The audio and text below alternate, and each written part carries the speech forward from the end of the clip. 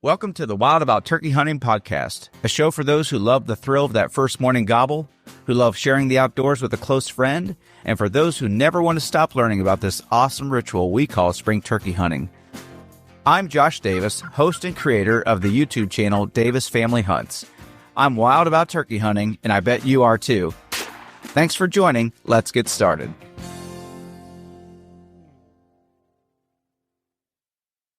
So, tell me if this sounds familiar. Birds are gobbling from the roost in 3 different directions. The morning sunrise seems to have every tom on fire. All the gobbling holds the promise that it's going to be a great day. But something just doesn't work out with your roost setup. The tom flies down, he answers your best fly down cackle, and then a hen butts in. He gobbles a few more times, but it's obvious that he's drifting off with that seductive hen. But thankfully, another bird is still gobbling on a distant ridge, so you tighten up your bootlaces and you head over to him. When you finally get over to that ridge, you call from where you think you last heard him, and he gives one courtesy gobble from the hollow below, and then you can't get him to answer again. You call and call and call, but nothing has happened. And it's now 8:30, and the sun is starting to get warm, and the woods have gotten quiet. You haven't heard a gobble in over an hour, so you call it a day, and you head for the truck, figuring that you'll just have to set up on that roosted gobbler again tomorrow and hope that he doesn't have that hen with him so that you can kill him. And by 9 o'clock, your hunting woods are in the rearview mirror, and you frustratingly wait for your chance to greet the woods at first light again in the morning. It's true that a lot of hunters find themselves discouraged and giving up right before things can turn productive. A lot of times it's because they either don't know the typical location preferences of turkeys all throughout the day, or they don't understand where to go to put themselves in the right calling spot after that exciting action that comes right after fly down. In today's episode, we'll cover 6 sweet spot locations that will help you connect with that longbeard at any time of the day. This is Season 1, Episode 3. Thanks for joining in. There's a giveaway going on right now, and you're invited to join for free. Just head over to davisfamilyhunts.com and sign up for our newsletter. Once you do that, you'll get a link to enter the giveaway. This is your shot at winning a cool prize package, which includes a really nice personalized box call, perfect for bringing in that next longbeard this spring. Don't wait too long because this chance won't last forever, so make sure you enter today. Again, just go to davisfamilyhunts.com, sign up for our newsletter, use the link to enter the giveaway, and get ready for your chance to win a prize package that can help you succeed in the turkey woods. Now, let's get back to the show. It's something a lot of turkey hunters know, but very few practice, and it's sticking it out and hunting all day for turkeys. Now, I realize that some states have restricted hunting hours and that you can't hunt all day, or maybe you can only hunt till noon, like our first week here in Ohio, or 1 p.m., or whatever the cutoff may be.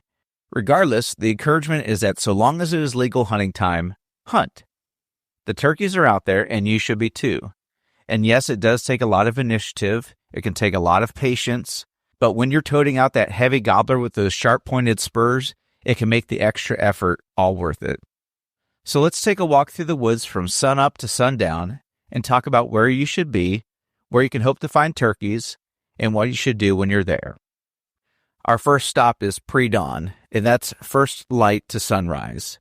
It probably goes without saying, but the first place I want to be as the day begins is on a ridgetop or the highest listening point that I can get to. It's my best chance for hearing gobblers from as many directions as possible, and it hopefully puts me slightly above any roosted turkey I may try to call up to me once he hits the ground.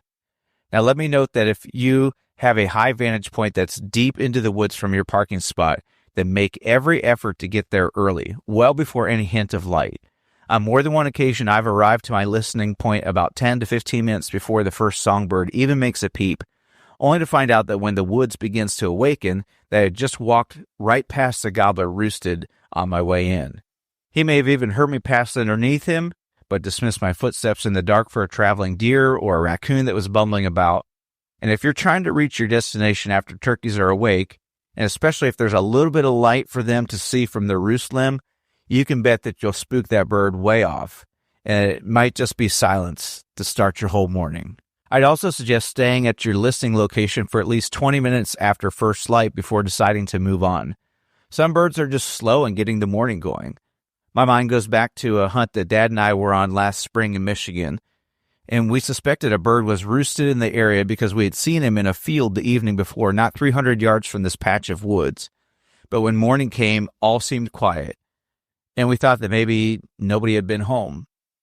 Well, beyond the expected gobbling time, he finally opened up and sounded off. Then he proceeded to sit on his tree limb for an hour and gobble on his own about every 40 seconds or so, without us even calling to him one time until he flew down. If those 20 minutes have passed and you haven't heard a bird, it might be time to pull out that locator call and put it to use. I usually start with an owl hoot, but if crows are already talking in the distance, then I may go right to a crow call. If you did hear a bird, I recommend getting as close as you can without spooking him before you begin calling. The shorter the distance between you and the bird, the less chances you have of something, meaning a hunter or a hen or a predator, running interference. You can usually get away with much softer calling in this setup too, as it seems that the sound just carries well in that soft morning air. So let's say that your first setup doesn't produce any luck. What do you do next? Here's how I would approach my daybreak session. So daybreak is sunrise to about 9:30, and at this point, I want to stay with the wooded cover as much as I can help it. I want to be traveling ridges and logging roads or shelves that run north and south. I'm anticipating turkeys traveling from the east in a westward direction with their attempt to keep the sun at their back and fully engaging the landscape before them with a well-lit point of view. My goal is to keep from having the sun in my face, but rather having the bird come in from my 1 or 2 o'clock position or my 10 and 11 o'clock positions, meaning that they're walking away from the sun, and as I set up, the sun is directly to my right if I'm facing south, or to my left if I'm facing north. This allows the bird to keep it travel in a way that seems to be an advantage to him, but gives me a setup that keeps to the shadows and can see him plainly coming through the sunlit forest.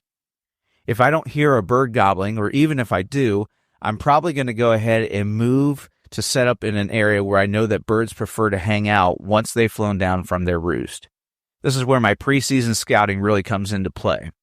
It's likely going to be a preferred strutting spot. It might be a little corner of a food plot, a gas line opening, or a wide logging road on some high ground. My previous outings will confirm likely spots by way of hearing and seeing birds or finding strut marks, displaced wing feathers, and lots of tracks.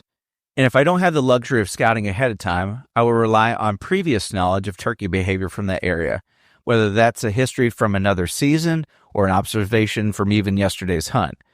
Anticipate where turkeys like to meet up or where a gobbler might like to show up and gobble for a while to make his presence known if he wakes up in a tree alone. Get there and be willing to listen carefully. A tom may not come in with a big announcement, especially if he's already on his way to that area. So listen carefully for drumming or rustling footsteps in the leaves. A gobbler may just show up at a moment's notice. If I've reached the point of mid-morning and haven't encountered a willing participant, then I'm headed to fields as my next destination. So this is a mid-morning setup from about 9:30 to 11 a.m. After the first several hours of courting and breeding and searching, a turkey tends to get hungry. So open fields are often a great buffet for wild turkeys who are ready to get their fill. As the sun gets higher in the sky, insects get a lot more active. And turkeys know that fields of any sort can provide a lot of good protein. Picked crop fields or food plots are also an extra added benefit for grabbing some easy grains or some tender plant shoots that are growing during their time of hunting for bugs. Now, fields are great because they allow you to cover a large area at once in hopes of seeing a bird. The downside is that the birds out in the open can see a long distance in most directions, which makes your chances of joining them in the field for a shot nearly impossible. So when hunting fields that you know have turkeys out in them, or when moving from a woodlot to a field opening, try to use low spots, such as ditches, creek bottoms, and things like that to help guide your movement. You can pop up from time to time in a well-shaded or heavy cover area to glass across an open field in search of a bird that may be out there feeding or out there strutting. If you are someone who uses a decoy, getting to a field edge with a long viewing distance can work in your favor. Since you're adding the visual to complement the calling, birds will often commit much more regularly to walking within shooting distance. But just be sure that you're tucked into some cover enough that the approaching bird doesn't see you standing out like a sore thumb as he makes his way across the field to your setup. The same is true for hunting without a decoy near a field as well. Though many fields tend to be flat, there's usually some topographic characteristics to them that will create a few blind spots. So consider setting up near one of those areas. It could be a swell or a hedgerow or an inside corner of a field where the gobbler must come within gun range to lay eyes on what he thinks is the hen vying for his attention. After dedicating most of the late morning to field areas, it's time to return toward the roost area. And so this is the midday period from about 11 a.m. to noon. And more than one old-timer has sworn that the best practice for picking up a lonely gobbler during midday is return to the roost area from where you first encountered a gobbler at sunrise. Perhaps you worked him for a while, but the hens won the duel. Or maybe you heard a gobbler, but you couldn't get over to him in time before he went quiet. And it's an attempt to reconnect with a gobbler in a place you once knew that he was earlier. The idea is to mimic a hen who is returning to the place where she knew a gobbler was when the day began. And if a tom was roosted with hens in that same area, he too may circle back around and check that location in hopes of hooking up with a hen that he maybe missed on the first go-around. When your dad shot a really nice tom literally 2 minutes before the 12 o'clock closing time of our opening day hunt in Ohio, and we had heard a bird at daylight on a ridge almost a quarter mile opposite from where we stood at first light. And we didn't go after that bird because it has a deep gas line ravine to descend and then climb back up in order to get to that bird. So instead, we went after other birds on the roost. However, we struck out that morning and decided to go over to where we had heard that distant bird. And around 11:30, we sat down, did some blind calling right near that bird's morning roost. And a few minutes later, we were greeted by one gobble. The rest of the time, everything was silent, though we kept calling. And finally, we were about to pick up and leave, and I looked over my right shoulder toward Dad, who was sitting to my right as well, only to see a gobbler in full strut not 40 yards behind him. And Dad was able to get turned around and shoot that bird before the noon buzzer. Where the bird fell was not likely more than 60 yards from where he had sat on his roost that morning. In the long stretch of the afternoon, there are two places where I'll be sure to spend some time, and they are fields and creek bottoms. So the afternoon period I would consider about noon to 6 p.m. If it's very hot, say 80 degrees or more, I'll definitely focus my time working creek bottoms and low, close, flat areas. If birds have spent a lot of their morning time in fields and out in the hot sun, they're likely wanting to come catch a cool drink and loaf in the shade for a while. However, they're probably not far from a field, which is why going back to the same tactics I talked about for morning field hunts is beneficial. One major difference in afternoon hunting is that many times birds are not as vocal as they were in the morning when they were hot and ready and full of love for the day. By afternoon, they've dealt with a lot of gobbling and fighting and breeding, and they just seem to be more relaxed. They can still be curious, but they just seem to be more chill. So don't expect a lot of gobbling during these hunts, but do expect a bird to come in quiet. Don't overlook dusting areas and watering holes too if you're in dry country, though it may be best to build yourself a little natural blind and to plan on a long sit. But it can be rewarding to catch an afternoon nap only to look up and see a gobbler loafing around in that routine spot. And for podcast insiders, I'll leave a bonus strategy for afternoon hunting on our insider page. To get the special link for free bonus content on the members only part of our website, you need to sign up for our newsletter. It's totally free, and you can find that sign up link in the notes for this podcast, or you can just head over to davisfamilyhunts.com and sign up right there on the homepage. After you sign up, you'll get a link to check out the bonus tips from this episode and more, all for free. Again, that's davisfamilyhunts.com. So get signed up for our newsletter, and you can pick up more from our insiders page, which gives you bonus content, special discounts, and more. So the last setup of the day means a second visit near the roost site. This is evening time, which would be about 6 p.m. to sunset.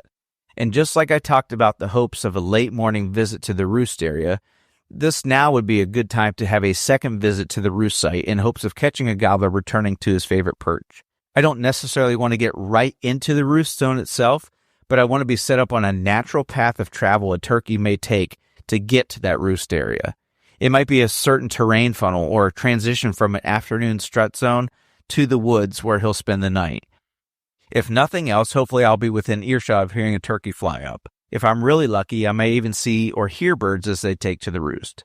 But if I don't get that opportunity to shoot one on the ground that evening, you can be sure that I'm going to be back in that area again the next morning, ready to do it all over again, but with high anticipation, knowing that there is, in fact, a gobbler hovering in a tree nearby. And that can make for a tough night of sleep with all the excitement of what the next morning's going to bring. Though nothing is a guarantee in the turkey woods, and knowing that there is always unpredictable turkey behavior, it is true that comfortable birds are creatures of habit. And I hope that rather than calling it quits in the first few hours of the morning, that you'll go the extra mile to keep yourself in the turkey game. Give these sweet spots a try. No matter what the clock might say, there are turkeys out there somewhere. You just have to stay with it. Keep looking, keep seeking, keep searching one out. In 2 Chronicles 6:9, it says, "The eyes of the Lord search the whole earth in order to strengthen those whose hearts are fully committed to him." I'm reminded that we have a God who never stops seeking us out and offering us encouragement and strengthening us in our desire to do what is right. And I hope that the Lord blesses you today as you try to devote yourself to him as well. I'm thankful for his support, and I'm grateful for your time with me today. If you benefited from these tips today, could you do me one small favor? Go online right now and share this episode with one friend who you think will love it. It means a lot to know that you took the time to tune in and that you found something helpful from this podcast.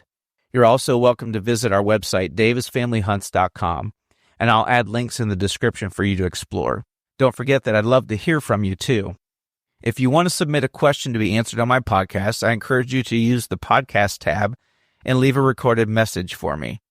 We'll select a question to cover during a future show, and if we use your question in the show, we'll send you a small gift pack, which will include some stickers and some other special items for your next hunt. I also invite you to check out our YouTube channel, Davis Family Hunts, which covers a broad spectrum of subjects, from the various sounds turkeys make to our experiences hunting with our kids. We'd be delighted if you could sign up to watch more of our content focused on turkey hunting. It would be a great honor for you to follow us on Facebook and Instagram as well. Just search for Davis Family Hunts on either platform to keep up with our activities, and we'd value the opportunity to interact with you there. I hope that you find happiness in your next outdoor adventure. Whether it's about hunting turkeys or deepening your relationship with Jesus Christ, the more you learn, the more you can apply your knowledge, and the more it enriches your life. The more proficient you become, and the more you can enjoy the experience. The pursuit is wild. Never stop learning.